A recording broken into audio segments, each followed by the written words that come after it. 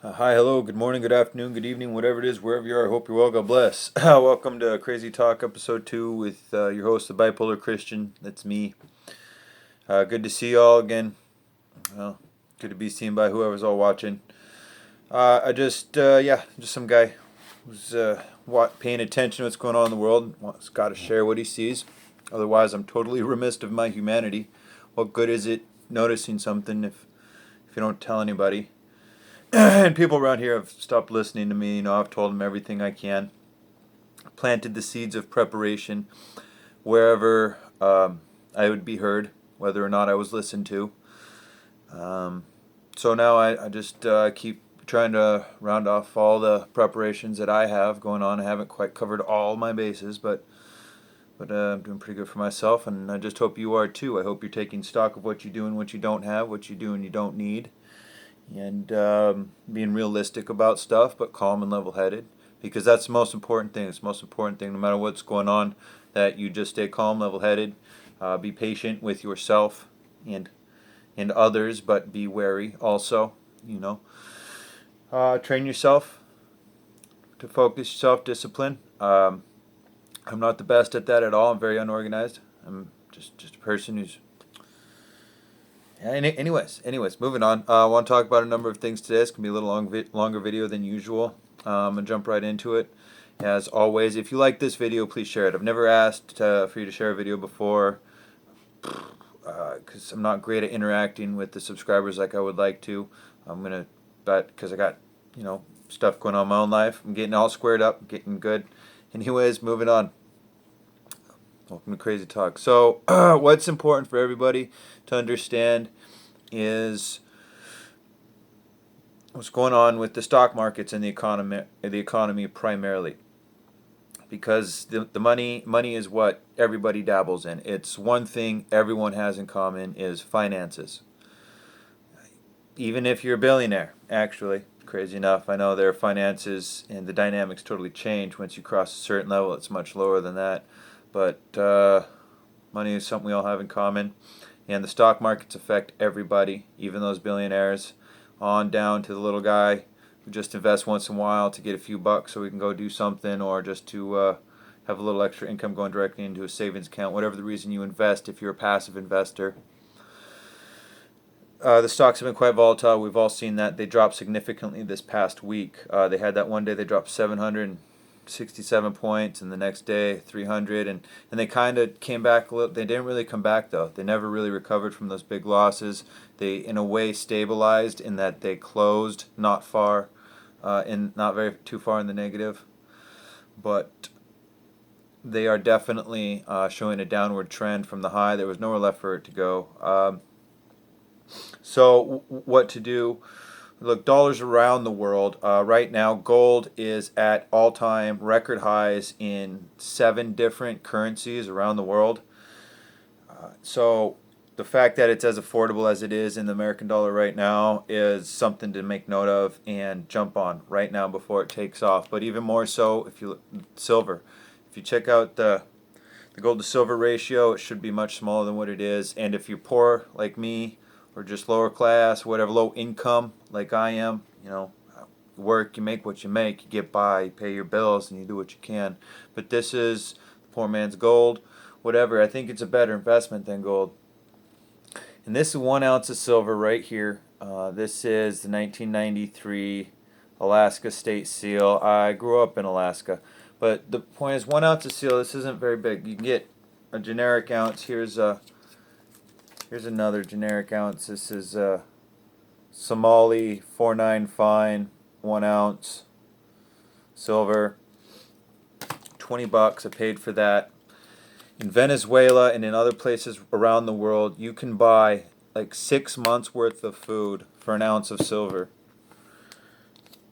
You do the math. How much does it cost to feed you 2 good meals a day? 2 good meals a day.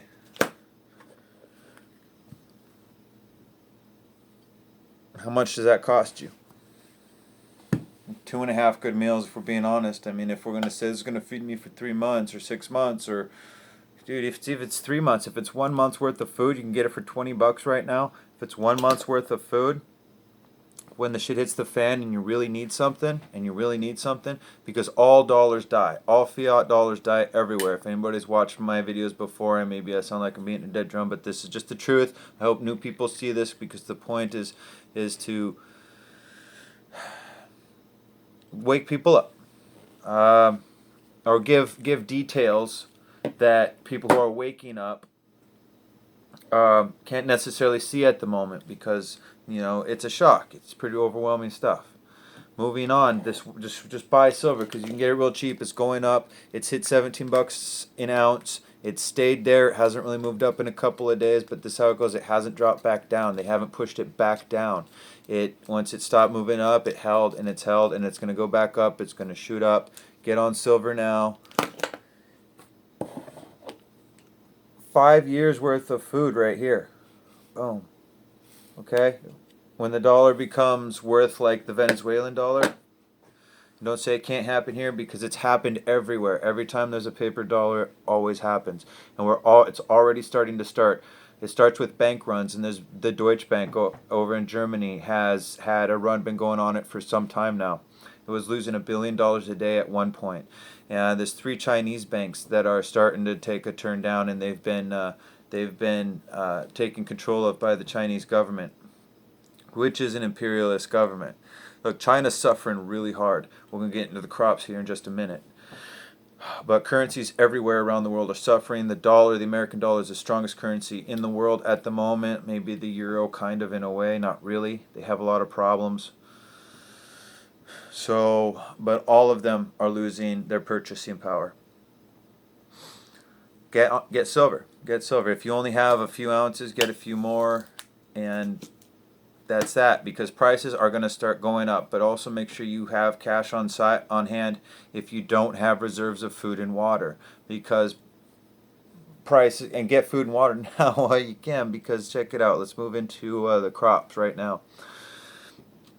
The United States has planted the fewest acres of farmland on record ever, and I guess they've only been keeping record since about 1937 or 1938. But we've planted 10 million acres less of land than we did in 1938, and 5 times more of the population. Prices are going to go way up, because even if we had to import, we'd have to pay to import, so prices are going to go up. But every country around the world is suffering crop difficulties of one form or another. And I mean everywhere, from Russia to Europe to China to Africa, to India, United States, in the Middle East, everywhere. And lots of those places aren't even really big crop producing areas or regions.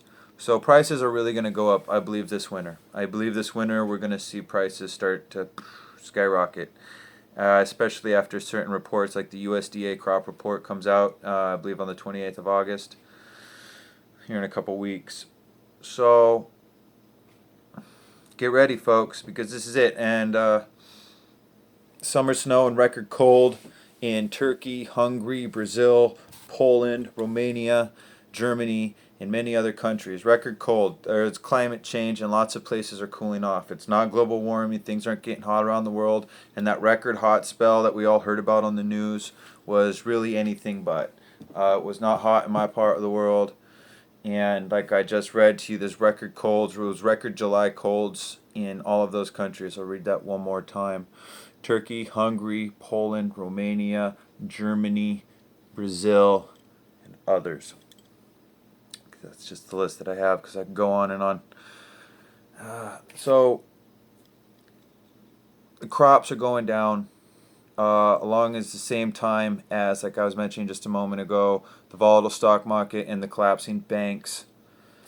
You couple that with massive layoffs around the world, or not around the world, but around the country, United States. More than 8,000 store closures so far this year.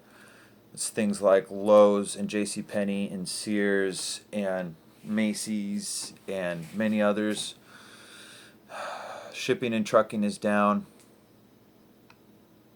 around the world. Global economic collapse is underway. They'll say recession, they'll say slowdown, There's going to be a collapse because when food becomes scarce and expensive and everywhere, things are just going to change. It's going to be very interesting, and this will be your only assurance of purchasing power.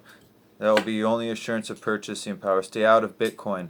What are you going to do to buy with Bitcoin if you're trying to buy from a market that doesn't have electricity? You know, it's just sort of some sort of old farm market along the side of the road.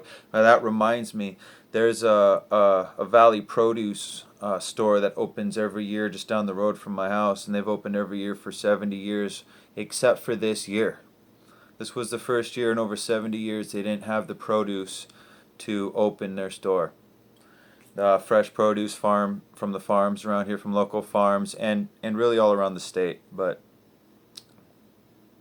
the produce wasn't there. Their suppliers didn't have the production they needed to open for the first time in 70 years. I said 3 times, man. It's a big deal. I repeat things because it's a big deal, and things are happening right now. Everything is happening right now. The powers that be are losing control. Here we go. I hope you all are ready, and if not, get ready and just stay calm. It's the biggest thing. Keep your head on your shoulders. Develop a plan. Get your resources together that you can.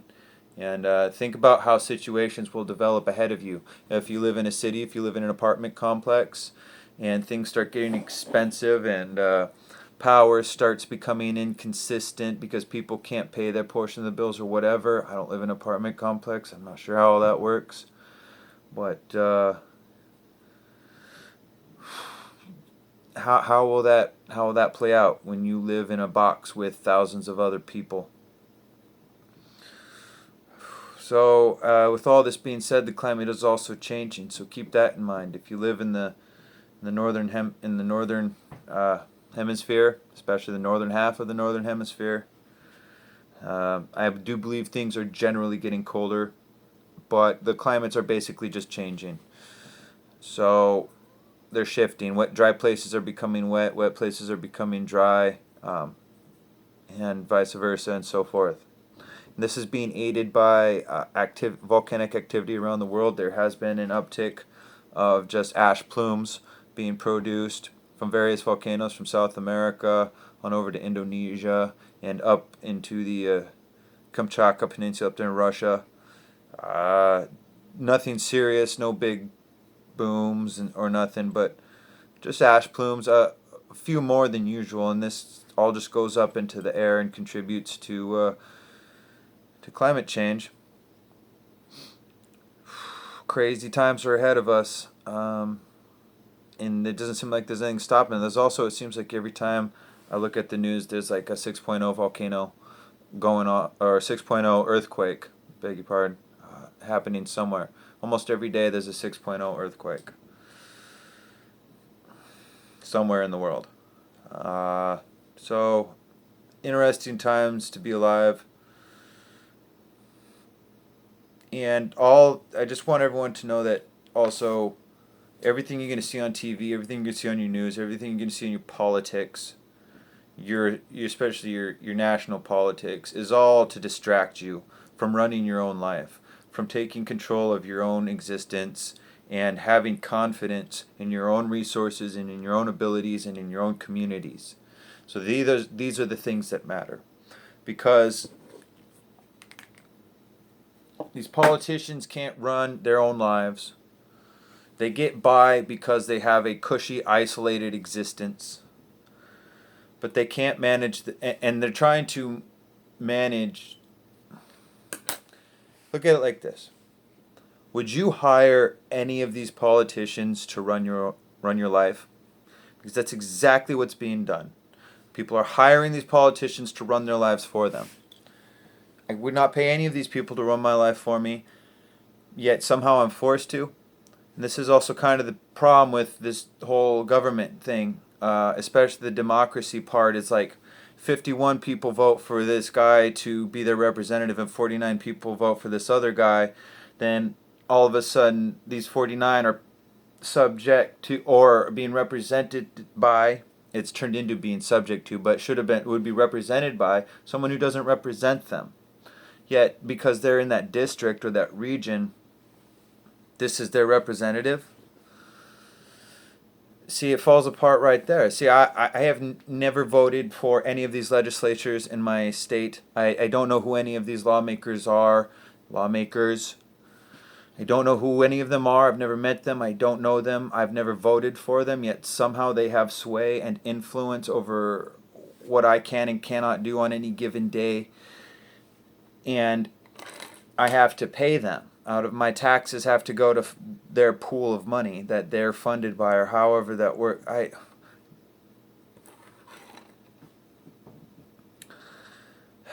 They don't represent me. They don't represent me, so why do I have to pay their salary? Or why is there the illusion that I have to pay their salary? Like, man, I don't know how the system works. I don't really get it. I just know that we have these bodies of this congregation of people, these legislatures and this representatives and the senators and whatever it is they do, and then there's the police that represent them forcefully. And what's going on? I don't understand the system. I think it's a broken system. I think it's basically one group of people found a way to extort money from another group of people, and they convinced a whole bunch of other people to join them on the guise of it's for the greater good. Come work for us. We're the government. These other people need to be taught a lesson, and we're going to take their money from them until they learn the lessons that we know how that life ought to be lived. And so come work for the government, and you can be part of this big extortion racket scheme that we got going on. And it's for the greater good, you know. It's for the greater good. Wow, sorry, a little rabbit trail there. But the government is not a bad thing, but it needs to be small. It needs to be localized. I mean, very localized. It really does. And it wouldn't be hard to live life peacefully with a bunch of small governments. Like even smaller than individual states. Like you could take most of the states of the United States and cut them in half, and or thirds, and have individual government regions capable of sustaining their populations. The thing about the United States and many countries, like I think in Europe too, is done properly. Most regions have all the resources they need to sustain their local populations. Just the definition of local, I guess, is something that is up for interpretation and discussion. Rabbit trail. So I already covered all the down-to-earth stuff that basically affects everyone. Mandela, the politics and news and stocks and food.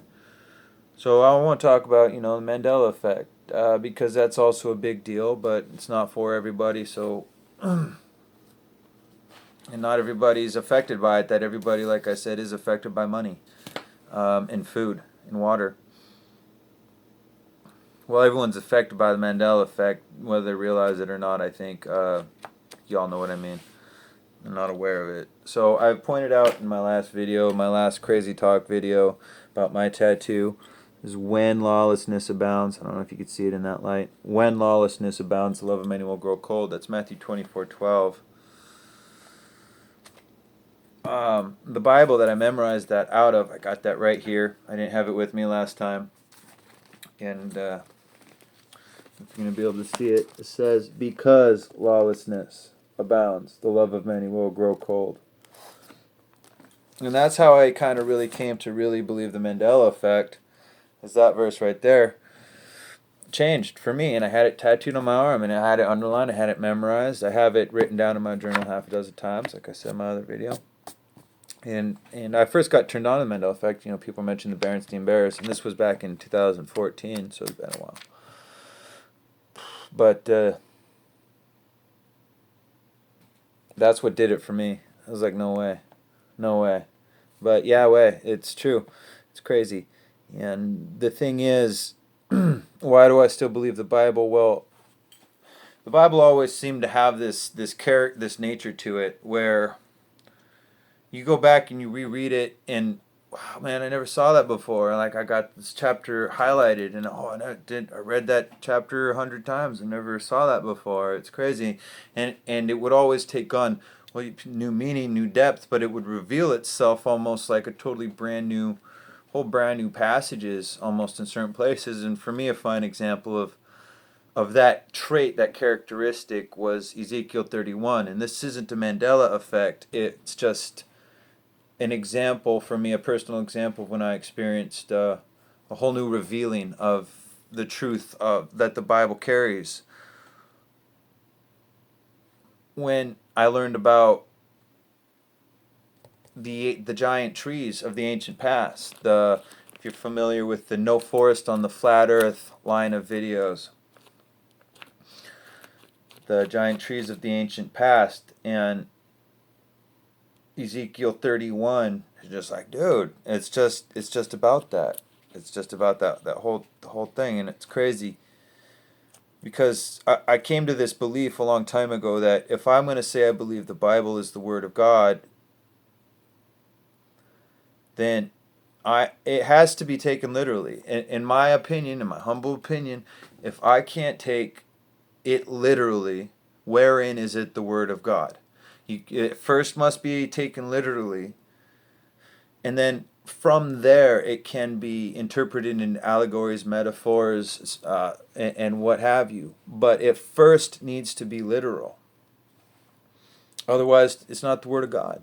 It's not. To me, it's just like, fails the test.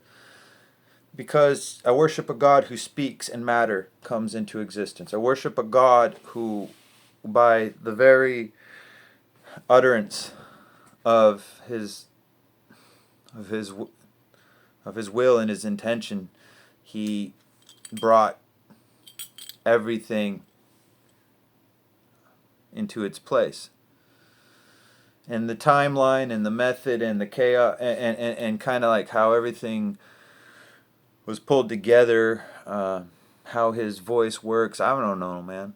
I don't know, but I do know my experience, and I've experienced a God who answers prayers. I've experienced the God of the Bible, the living God of the Bible, the God of Abraham, Isaac, and Jacob, who is paying attention, who loves us. Jesus Christ, Yeshua, is listening. He answers prayers. I've been a street walking just piece of garbage. I have skeletons in my closet.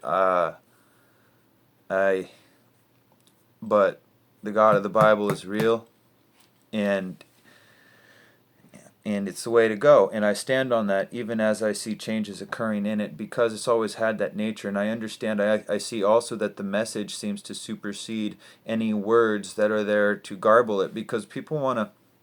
I've also studied a little bit the language translations, from the Hebrew to the Greek to the English. I've looked a lot into that, actually, and I've noticed that even where they have these arguments about this word or that word or this translation or that translation, with some exceptions of modern Bibles like the Message and the Homosexual Bible, okay, by and large, they all have the same message and the same truth. Where the confusion ends up developing, I think, is in the actual development of prophecy and understanding of what the real prophecy was that given. I think that's where we get confused with the different wordings, the NIV to the American Standard to the King James and so forth.